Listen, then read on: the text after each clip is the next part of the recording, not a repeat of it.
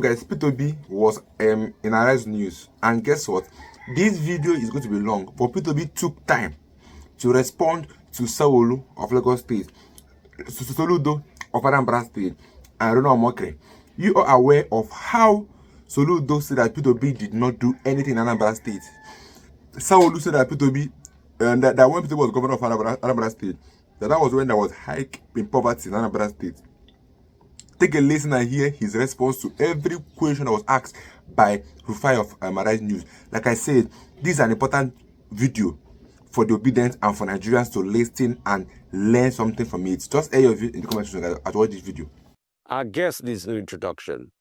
He ran in an election in 2023, the presidential candidate of the Labour Party.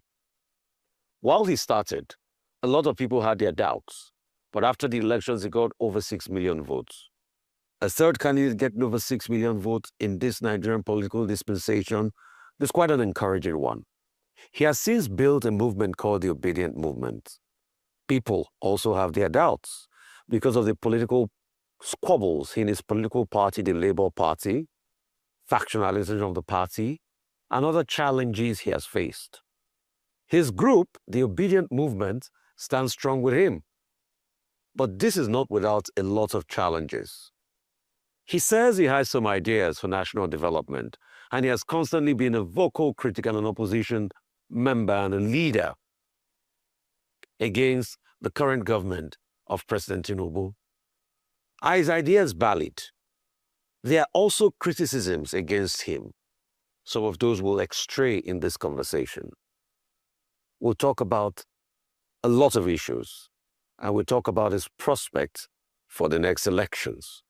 Ladies and gentlemen, I have with me Peter Gregory Obi. My pleasure having you, sir. Thank you. Thank you so much. Thank you, Rufai. This interview will be to clear a lot of things people have against you. They say you do not have credible economic growth alternatives.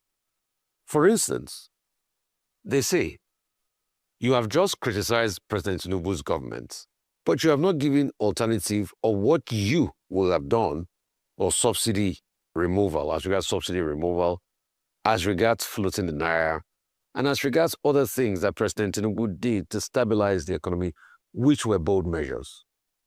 What will you have done? Rufai, I was surprised when you said this is about criticisms. They should have even said some things that I did that was positive, or I said I was positive. But let me tell you, I've consistently maintained that I would have removed the fuel subsidy. If you go to my manifesto, it's there. Steps I would have taken to do it in an organized manner. There was nothing wrong in removal of subsidy. What is wrong is the haphazard way in which it was announced and implemented. Everybody knows that the subsidy regime was a solution of criminality, that there was a lot of corruption surrounded with it, which needed to bundle that aspect out of it, do it in an organized manner. And since you are doing it for savings, we're told we're doing it because we don't want to continue to borrow to continue the subsidy. And the removal of it will be able to have available funds to be invested in critical area of development. With honest things, billions saved. Where is it? Where is he invested in those critical areas of development? They said they've given the money to the governors. That's what. No. They said they've increased their FAC allocation. Fine. They said most of the states are able to pay their bill. Everybody knows what critical areas of development is. And I say it morning, afternoon, night. It is education, health, and pulling people out of poverty. Rufai, is any of these three hasn't improved? No. The Minister of Health said they're getting new primary health care centers. As regards education, they said they have done NEL Fund, where they give student loan to people. As regards infrastructure, they talk about Postal Road and all that. Let me just finish. What I'm saying is, if you look at this, so you have removed this. People are paying more for fuel. It has escalated cost of everything, and we are not seeing where. The same thing with what you're talking about, issue of Naira. There's nothing wrong with floating your currency. There's nothing wrong in even devaluing your currency. But you do this when you have productivity.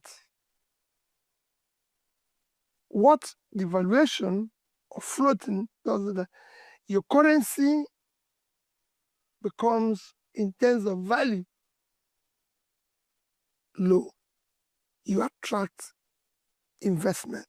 Your products becomes unmarketable. But where we are unproductive, you have nothing to sell. So it's a double whammy. So in all this, I would have done the same thing in an organized manner. And when people say alternative economic policies, they're there. So what is this organized manner? That's what I was saying to you. So can you give us precept by precept of this organized manner in which you have pulled out subsidy? Subsidy removes the criminality that's associated with it, which is over 50% of it. Be able to sit down with the operators there and come up with a pricing that will not be agreed. And then, whatever we're able to save from it, have a specific place we're investing it. So we say, whatever I save from here, whatever we are giving it to the states, anything, it is specific for this. We have to have a national planning where all the resources will be put in. It is not just something you say, oh, we are sharing it the way we used to share every other money. No, because that's not what you said. You said we will be able to put it in critical areas of development. That was your promise. So we've removed it. People want to see where these funds are invested. It's a very clear thing. We're not the only country who've done that before. Countries after countries go with national flags. So would you have floated the Naira if you got in? And how? You said there's nothing wrong with it. Would you have floated the Naira? Tell me the precept upon precept at which you will have floated the Naira. I would have been doing it in an organized manner. What's the organized manner? I would have focused on making sure that we ramp up production in agriculture, in manufacturing, and everything, and do it gradually. So you will have kept on defending it until we wrap up production. No, it's not. You're not defending it. Yeah. Because even in the so-called currency, there were criminality as well. I came from a background of business, banking, everything. So I know everything that is associated with the criminalities and all these things, which you can actually be tightening while trying to do a gradual evaluation. How would you have increased production in a country that President Tinubu claimed that there was no money when he came? Well, and things were really bad and he had to take those decisive measures. How would you have increased production in a country where you have crisis on the farms, economic crisis, no power, no productivity and the likes? How would you have increased? You've just said it. That means you should face those things. You just said it. Why do we talk about a sample? Do you know this projects that will lead to nowhere when we have crisis. Rufai, are you saying that coastal road is more important than securing Nigeria? But they say it will open up the country. No, don't. Rufai, let's not go there. The roads we have all over the country are no motorable. You fix those ones first and use your resources to secure your country. Say, Rufai, then security is far more fundamental than road. Rufai, will you prefer a road to your village when you cannot drive to your village? No. So if you prefer, so let's prioritize what we're doing. So if you say our problem is insecurity, they can't go to farm, our problem is power, let's deal with those things. Let's use our resources to... So how would you have dealt with insecurity, for instance, that's lasted over 10 years? Rufai, we're a country. Non-state actors cannot take over the country. There's something wrong. I can tell you, I have done in my own small way facing security as a governor of a state.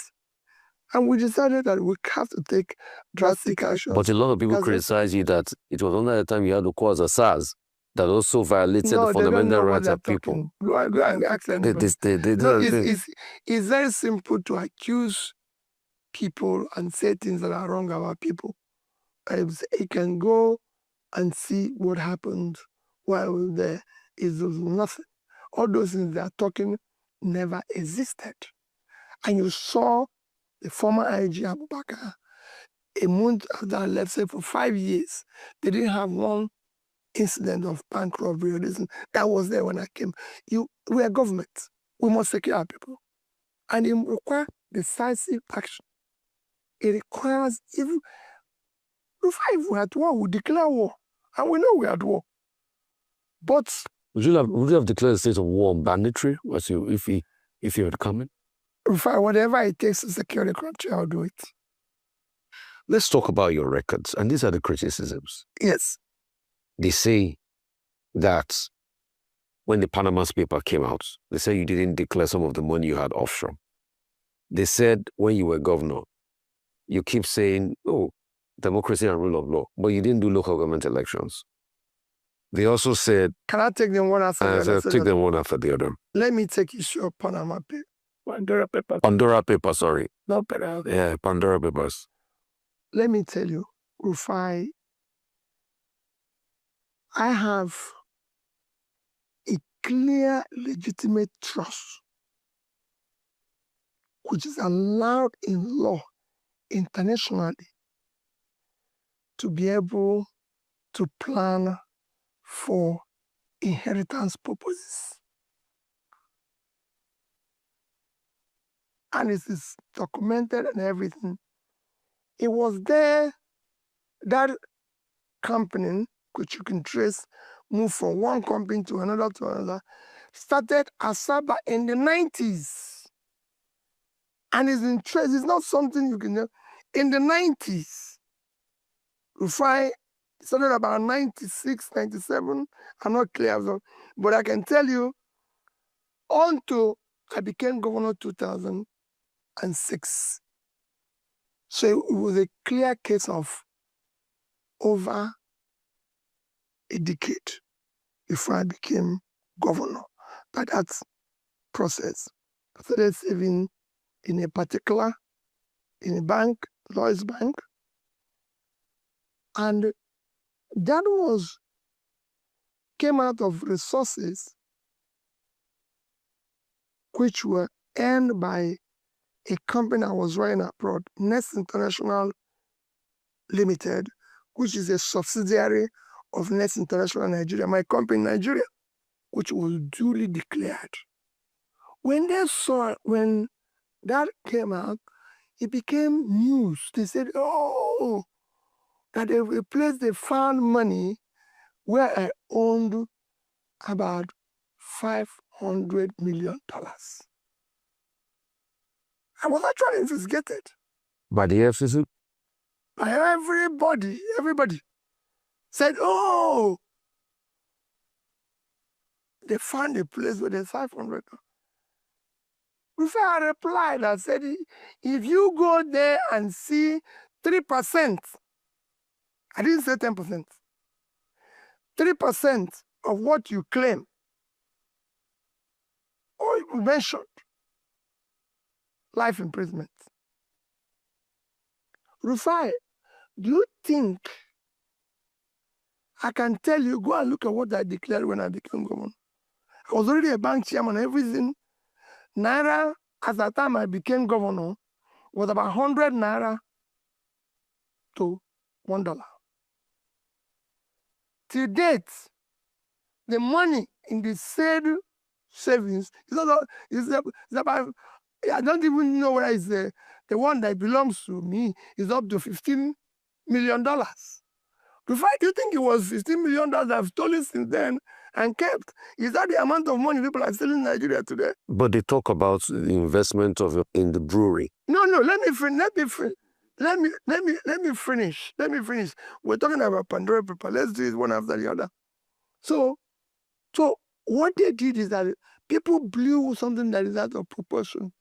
Rufai, that I saved, say, 100 million naira is what? But when they saw, they said, even one organization said, they saw about $1 billion. I said, $1 billion. If I have $1 billion, me and you won't be talking.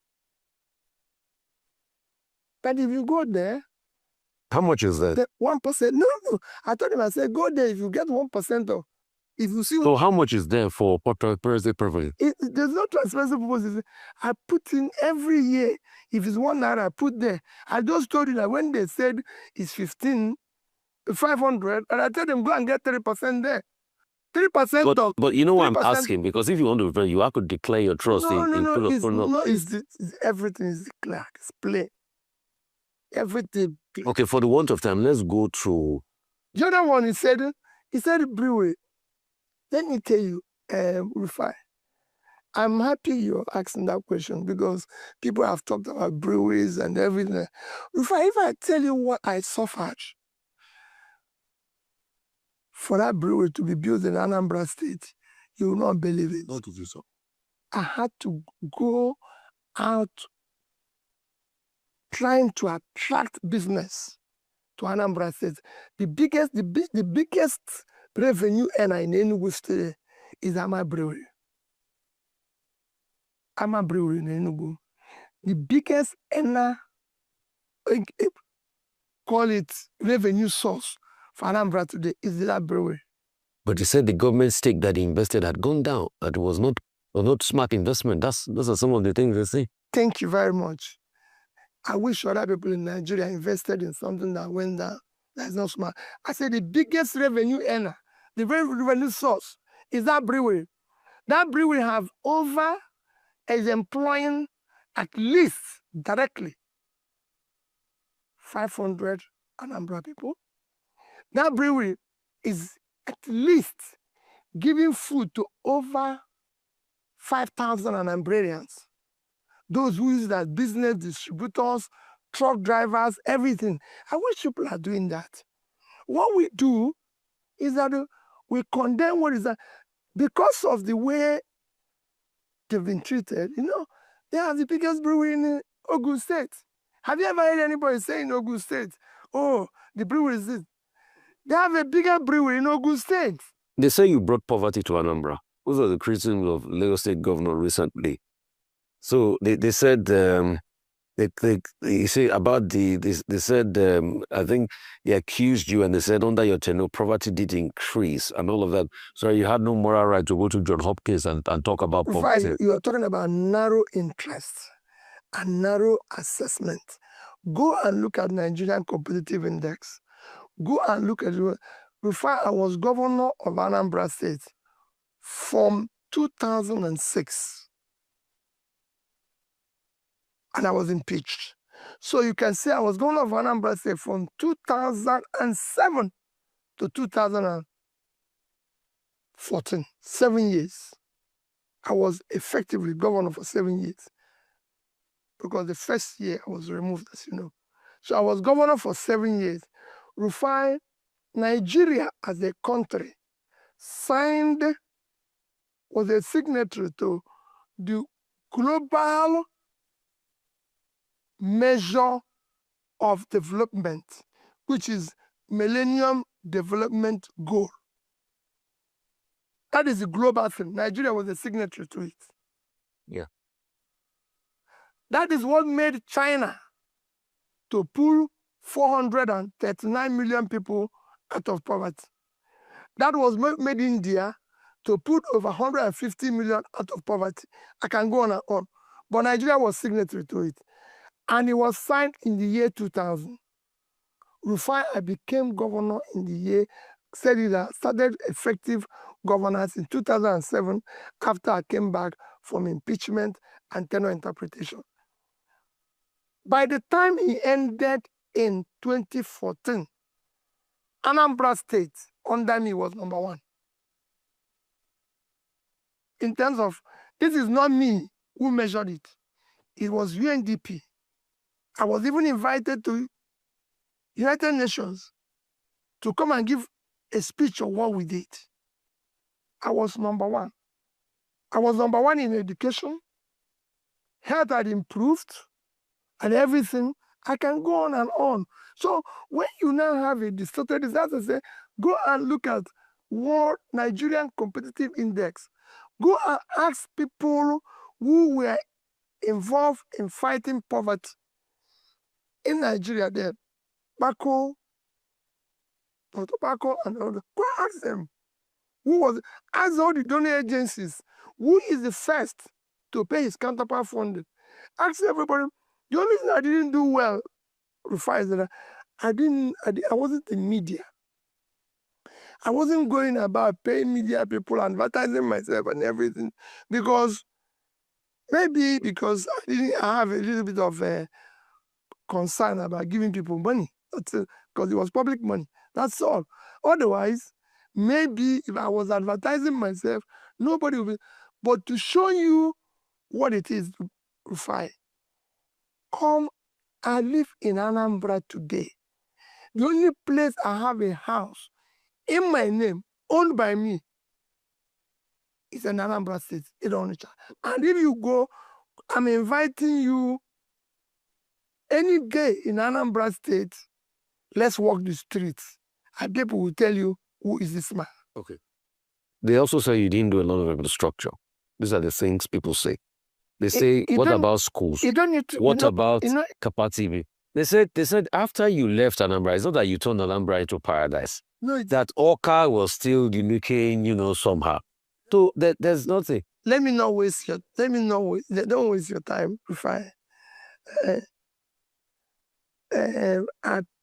I got certified from Federal Ministry of Works as governor to have the best road connectivity, who opened up all the rural areas. In our study of poverty. Ministry of Works gave you a certification for that? Ministry of Works, there is federal government. As I said, I was acclaimed as the best. Let me tell you, Rufai, in our study of poverty, we found out that the poorest areas of Anambra State needed access. What we do here is that we think that building infrastructures and painting them and doing this is development. It is not. But the governor just built a big infrastructure in the states. The governor's house and some other quarters, which they say is be put into the states. Very good. When I came, and it's very good, and I thank him for that. When I came, so why didn't you build that one? Why didn't you build that one? When I came, there was no government house at all. There was no governor's lodge. They were all burnt. There was no government house. There was no governor's lodge when I came. Not even House of Assembly. All those things were burnt because my predecessor had issue, and some thugs and hooligans came and burnt everything. So I didn't even have anything. Rufai, I said, from my village, From my village, I went to live in Onitsha. And then renovated and rebuilt whatever is being used now. So you could see the foundation. I don't know, but it's like anybody coming here and say, oh, this place is a bungalow. You have to live here now to build upstairs. So I couldn't have started building the huge one when I didn't even have any place. So the day I was sworn in as a governor, Rufai, in Anambra State, I did not see anywhere called Governor's Lodge to sleep. I did not see anywhere called government house. It was after 1 week of coming from my village that I asked the secretary to government to vacate his office. So I started working there. And then went to live in Onitsha and started renovating the house in Oka. So where they are now, that is moved from, was built by me over 10 years ago. So now I built that one, built the government house, and then found out that we needed to invest in critical areas. Rufai, when I came, the schools, secondary schools, primary schools were in a very bad shape. That is not my priority. Should not be to start building where I'm going to live. My priority should be to invest in critical area of development. That's what I told the people I was going to do. And I turned the education around. Okay, let me put this to you. A lot of people also say that show me your friends and I'll tell you are. You influence the emergence of your successor that had a lot of problems. Is that a reflection of you? Which problems do you have? Oh, with all the, being called by the EFCC and all of that, then what ensued as regards him saying you didn't leave as much money as you claimed behind and all of that, and the breakback that ensued. So is that a reflection of you that you backed such a person? These are some of the things they say against you. Let me tell you, Rufai, Obiana has never said, and this is what I tell people, I didn't leave money behind. What you see here is that they go and say, oh, group said, that's what I was doing. Oh, this group said, oh, this didn't leave money. This group said, this group, at the time they interviewed me, I said, listen, I didn't hand over to group. I handed over to Obiano. So why are they talking? But group? what they keep on saying is the money that you claimed you left behind, it was not as much as what you left. That you also left a lot of liabilities and debt behind. Let me finish now. They keep saying group said, Rufai, the money I left behind was not left in overseas. I left money in 3 banks. Those 3 banks are there. You can go there. In fact, after this interview, I have in my little office here a photocopy. I will give you a photocopy of my handover note, including the balances of that account as I did I left office, issued by the banks. I left in Access Bank, which is still there. 12 billion naira, $50 million. And I'm going to give you a copy. 12 billion naira and $50 million in Access Bank. I left in Diamond Bank. 12 billion naira, $50 million. In Diamond? Diamond. I left in Fidelity Bank. 12 billion naira, $50 million. $50 million in these 3 accounts, and 12 billion naira. And 36 billion. What debts did you? 1 minute. They're documented. Rufai, the day I left office, I was not owing one contractor, one supplier who have executed his job. If you see one today, I challenge you. Go and sit. I was not owing any civil servant that was supposed to be paid by the state salary. I was not owing gratuity. I was not owing pension. Additionally, if you want to know, I left salary enough to pay salary for 3 months. It's documented. And I'm going to give you the documents. It's not something that anybody. So I wasn't owing anybody. So you said you were not owing people that had completed their job, but you were owing those that had not completed their jobs. If you haven't done your job, can I pay you? How can you pay somebody who haven't completed job? Even you. So you had paid, you are not paid those that were not completed, that the job was still ongoing. If your job is ongoing, I won't. Let me give you an example. So are you telling me? When I came into Are you office, telling me that you left no debts behind in Anambra? Not one. I was even begging people to come and take their money. If you had a job in Anambra, you can go and ask anybody. Not one. Anybody who tells you Peter B was owing him, call the person. I've challenged people for 10 years. Okay. And we're just throwing the challenge out there, still debts. Another thing, they said you want to be president, but you can't sort out problems in your party. People say they don't trust you. They see you as weak. Because how can you say you want to be president? You can't sort out things. They also say that for you, it's a one-man show. It's all about you. It's not all about the generality of people. It's a tunnel vision, ideology, and all of that. One man this is what you get always, right? This is what you get always in Nigeria. Because we now live in a country of propaganda and lies. And they manufacture it. The problem we have in the Labour Party is problem instigated and sustained by the government of today. Where's the proof? I don't need to tell you. When you have a party chairman who calls the state governor a dwarf and dwarf thinking, forget about me. So it's not weak. Okay, I'm weak, but it's not weak. Is every other person there weak? So let's all be sincere with ourselves. Before they call you names here, you know it. You speak the truth and you call you names. We now live in a country of propaganda and lies and trying to put problems everywhere. They won't even put problems in families. Rufai have managed and built a business locally and internationally, and they're thriving. By the time I left them, I've been chairman of corporations, quoted companies, director, and I've earned my respects. And I've been a governor. There's no place that have shown weakness.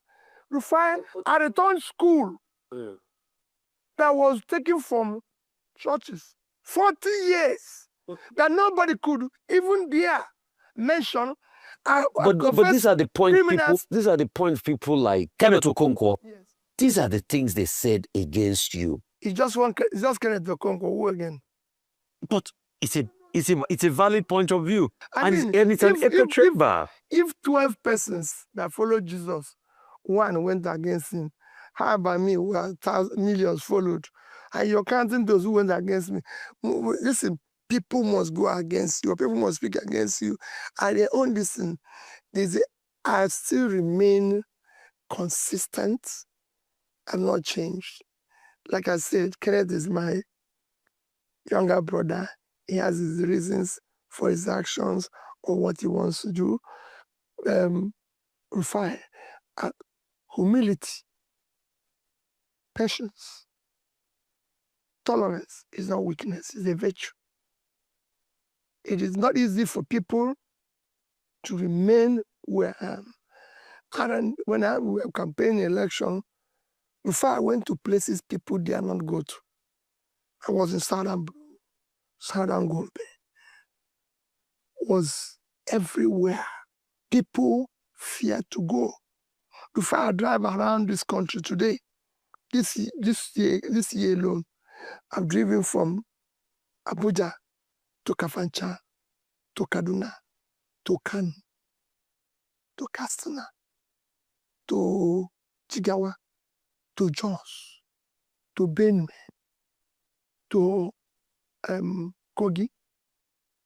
Who is doing that? So people just stay in their house and talk about this macho they are. Just like they stay, they don't go to anywhere. It's easy to be an armchair critic. For God's sake, I'm on the road. You know why they keep talking about this weakness? Because as it is today, you don't No, even have a I platform just at giving which you. at which we're going to run elections. Don't worry, don't worry, if- don't worry. Don't If join. Julius Abure says, I will Don't join continue them. with the Wahala, Don't join he them. will continue with, and coalition talks are still going on.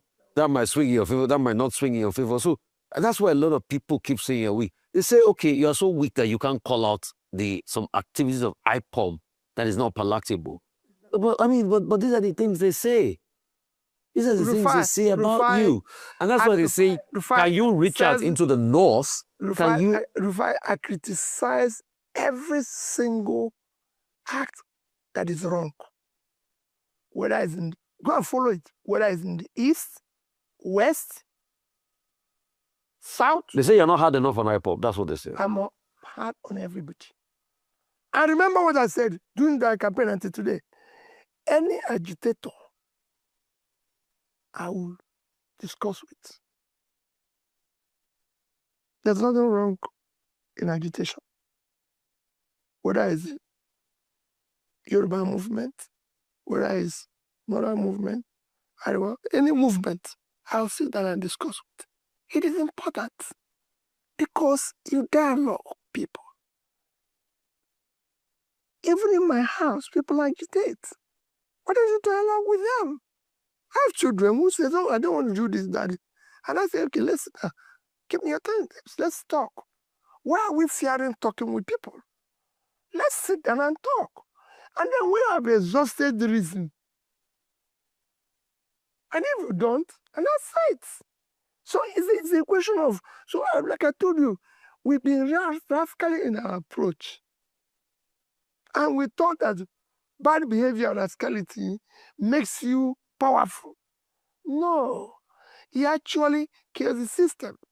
Good behavior has become weakness. Good character become weakness.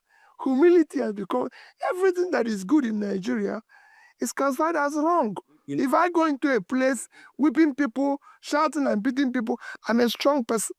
So the current vice president was said about another candidate was going that, he's too nice, that he's not nice people that are needed in leadership. And that's the same thing a lot of people are also saying. It's unfortunate. About not you. And I also want to know your take on this state of emergency thing, Governor Fubara, and the fact that a lot of people are saying there's been state capture, democracy is waning, and the likes, and the courts and other sundry issues.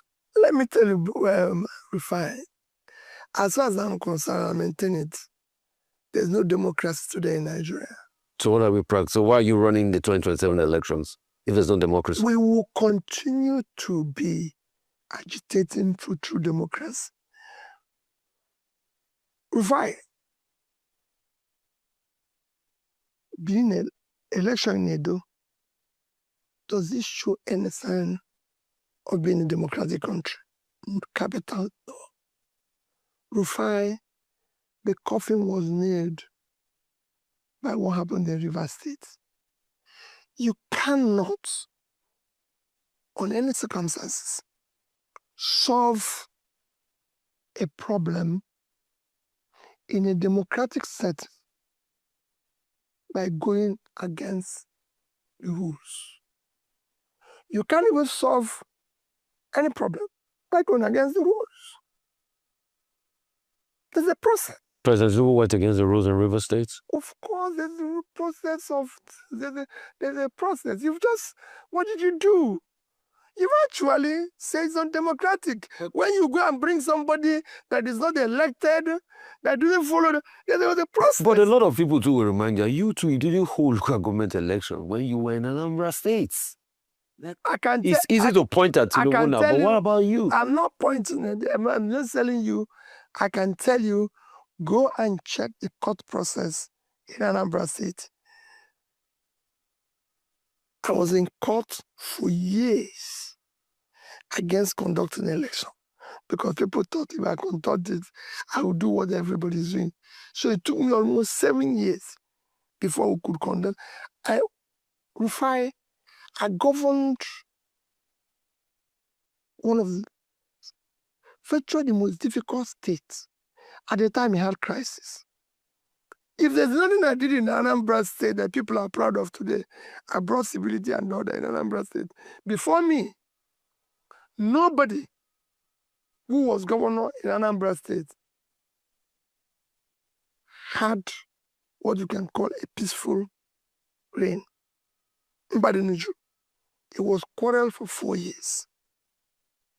Ngige was quarrel until he left after 3 years. It was under me that things started change because of the same way I've managed things, started changing, and Anambra started becoming something. I even changed it from being home for all to light of the nation. I started doing things in an organized manner. Rufai, I was the first person in old and new Anambra State to be governor twice. So I started organizing things properly. So it is easy to sit there and say, oh, he did this. But the reality of it is, Rufai, come, let's visit the state. I live there. That's where I live. And when I'm there, I'm at home. It's the only place I am. There's nobody who will tell you today, this video visa house in Abuja, this video visa house in Lagos, this video visa house. I live in Anambra State. In Lagos, I live in a rented apartment. In Abuja, most times I stay in the hotel. So, but I have a home in Onitsha, where I go back and I'm always there. So you can come, walk the street, no security, and I invite you. Okay, Mr. Peter, once there's certain, we'll still keep bringing most of these criticisms and asking you questions about the state of Oh, no, Onishe. it's going to be happening. And we'll keep asking you this question. But thank you so much for your time, thank you, on this interview. Thank you but let me assure you, I'm committed to better Nigeria. And I have what it takes. I have the experience of all those who want to be president today. Nobody have my background. I built a business from the scratch. I've operated in the corporate world, and I've been a governor. And in all this, you can go and say, I was a social businessman. I transformed the smallest bank into a 25 billion bank then, and a private bank today. I've been a governor where I told you that the day I left, I was not owing anybody, and I've been the one who saved most money. And in all this, Anambra State has not bought me a bottle of pure water since I left office. Don't you collect pension from this? No pension, no gratuity, nothing. Okay, so you don't collect pension? I've not been, they've not given me bottle of water, pure water, not even rain water, pure water, the one that is in sachet. I've not seen one. But they gave you votes during the elections, your presidential bid. What there's Anambra government. I didn't say Anambra State. People who voted for me are the people. I said Anambra State government have not bought me a sachet of water. So nobody will say, oh, and you can go to Anambra State. If you seek any piece of land allocated by the state belonging to P2B, confiscate it. Okay. Thank you. Thank you so much for your time, ladies and gentlemen. It's been another very enlightening session with Governor Peter Obi, former governor of Anambra State and the presidential candidate of the Labour Party. Thank you so much for your time. Thank you. Thank you. Fine, thank you. All right, an insightful conversation there. Rufai Oseni, very great job on that. I think you touched a lot of the right points. Where do I begin? I don't think you can start by critiquing your own work. Dr. Abati, your takeaways from that. The first major takeaway for me is Mr. Peter Obi's simplicity, his humility. Now, he's saying that, look, he has just one house in Onitsha. In Lagos, he has a flat. He stays in hotels in Abuja whenever he's there. Look, the same cannot be said for many of these former governors. And he also pointed out that since he left office as governor in 2014, no succeeding state government has even bought him a bottle of water. Well, if you compare that, I don't think he was saying that in the context of expectation. It was the subtext for me is the fact that many of these former governors, they collect all kinds of privileges from the states. They will take a house in their states. They will get a house in Abuja. Their medicals and that of their families will be paid for by the state government. They will go on holiday at state expense. They just turn themselves into government children. Whereas the honor of service should be more important. And so you have an example of one governor here saying that, look, it's not a parasite. It was enough for him to have served. And I think that that is important. And you recall that in many states of the Federation, there's been, a protest against former governors who end up living a parasitic life, living like leeches, at the people's expense in their various states. Again, about Mr. Peter Obi's simplicity. I was once on a trip to Morocco. Some of these people, when they are going to London, some people go through Libya, some people go through Turkey. They cannot afford to buy, direct flight ticket to London. And that was even in those days when, tickets were even cheaper, not now that, you almost have to go and rob a bank to be able to travel from one part of the world to the other. People were shocked when they saw Mr. Peter Obi inside the aircraft, inside economy class, going to London via Air Maroc. In fact, the whole aircraft, just stood up and they started clapping for him. They couldn't believe that a man with his kind of background as a businessman, a former governor, would just, take the simple route to go to London. I've seen him on the streets of London before. You will see him carrying his own bag. He doesn't have an entourage. Maybe you will see him with one person, Valentine, who was my classmate at Lagos State University. That's the only person you will see with him. And he will be walking on the streets like everybody else. So the humility that he brings to the task, the simplicity that he brings to it, the humanism, his lack of pretense, I think is something to be said for him. And it came through in that interview. Second is the record of his performance as governor in Anambra State. Now, as governor in Anambra State, well, you can benchmark whatever he says about education, about government house, and all of that against, the people of Anambra. In the Anambra will have their own assessment of, what has happened, how each governor has performed. But one thing that could be said about him was that he was a very religious, leader also in Anambra, particularly with the Catholic Church, and how he made efforts to reach out to other constituencies, whether church or Muslims, and promote the ideals of religious unity. Number three, standout point for me here, was the point he was making about the state of the nation. Now, again, characteristically, he was talking about productivity. That is not enough for you to float currency, that you have to benchmark it with a lot of productivity. Well, he's been consistent in that regard. And then he says it's not about sharing money, that the state governments get more money and all of that. Well, all the things he said about the state of the nation, somebody will just say, okay, he's a leader of the opposition. What do you expect him to say? The Tinubu administration has remained consistent in saying that his reform-minded approach is precisely what Nigeria needs. As for the crisis within the Labour Party, I don't think it's something that you can wish away. That Labour Party, gave a lot of young Nigerians a lot of hope. I think it's unfortunate that the Labour Party has not been able to put its house in order.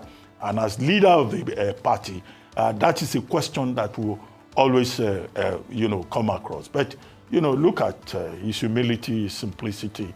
I think, he represents a different kind of example of political leadership, of business leadership. This is a man that has been involved with 3 different banks, and yet he sees the need to give account. I hope that more political leaders, will learn 1 or 2 things. Come rain, come sunshine, you cannot hold anything against Peter Obi.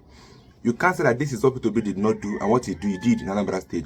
Peter Obi said, go to Anambra State and make your inquiries. The records are there. What he achieved in Anambra State is mind-blowing. Peter Obi took Anambra State from 0 level to #1 in education. What is known as the basic sectors in Nigeria: education, security, and health sector. P2B make sure that those sectors are properly working in Anambra State. So what else do you expect them to do? How many of our governors have done that in Nigeria? Nigeria right now don't have the best sector in education. They don't have the best sector in health. They don't also have the best sector in security. When Peter was governor of Anambra State, there was high security in Anambra State. Anambra State was among the best secured state in Nigeria then when he was the governor. But what's happening now? We have lots of insecurities happening in every state in Nigeria. Governor authority is only the person trying to duplicate what P2B did in Anambra State in Abia State. Because what Abia State is among the best states in Nigeria right now in security, in investment, education, in health sector. Anambra State is ranking among the best. Rivers State would have been among, but if not for what happened in Rivers State would still be among the best states in Nigeria, because Governor Fubara was keen in seeing that Rivers State is being developed in health sector, in education sector, and also helping to empower the youth. These are what we know good governors for. P2B said, go there and check your records. The records are straight. P2B never left office with money. He left all the money there. P2B has done so many things that many governments have not done. P2B is competent enough. He is accountable. He have come out to say that this is what I did and this is what I will do. But how many of our governments have come out to say that this is what they are going to do and they did it? How many of them are accountable? How many of them stand with what they say without tweeting words later? Let me get your views in the comment section about the video you've watched now. See you guys in my next video. Don't forget to subscribe. It's your boy again. Stay tuned, guys.